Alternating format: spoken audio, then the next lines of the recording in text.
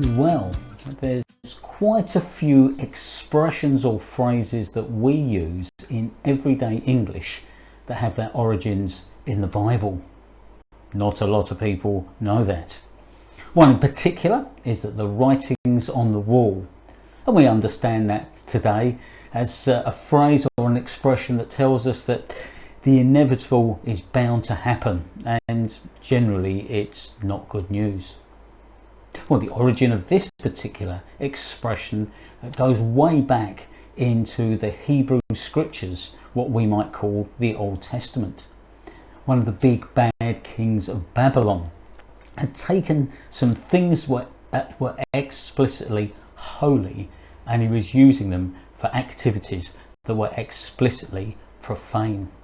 And one night, as he was enjoying an orgy of revelry, something like a human hand appeared to write a mysterious message on his palace wall.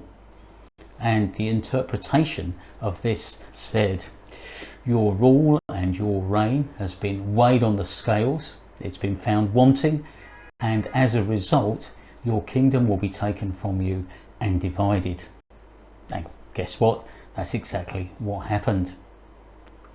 But sadly, the rulers and those that reign over us today so often tread the same path as the big bad king of Babylon and many after him, taking things that are explicitly holy and using them for activities that are explicitly profane, or indeed promoting things that are explicitly profane. One Bible commentator put it this way: "When a nation confines many school leavers to the scrap heap of unemployment, the writing on the wall appears to spell out rising crime and drug abuse. When communities pen their poor and vulnerable into derelict slums in city centres, the writing on the wall spells out violent riots and looting. When 1/3 of the world's population is left to go hungry and denied the basic decencies of civilized life, the writing on the wall spells out a threat to global economics and a shock to the world's banking system.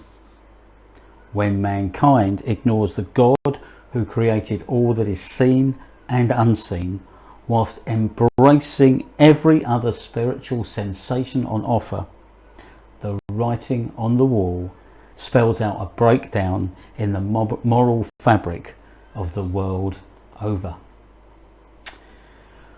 Well, that's something to ponder upon. And yes, many of those that rule and reign over us act in that way, but they're not alone. What about us, if we're honest? Are there times when we take the things of God that are explicitly holy and we use them to promote things that are specifically profane? What's the writing on your wall? Indeed, what's the writing on mine? I don't know what you reckon, but it's worth a thought.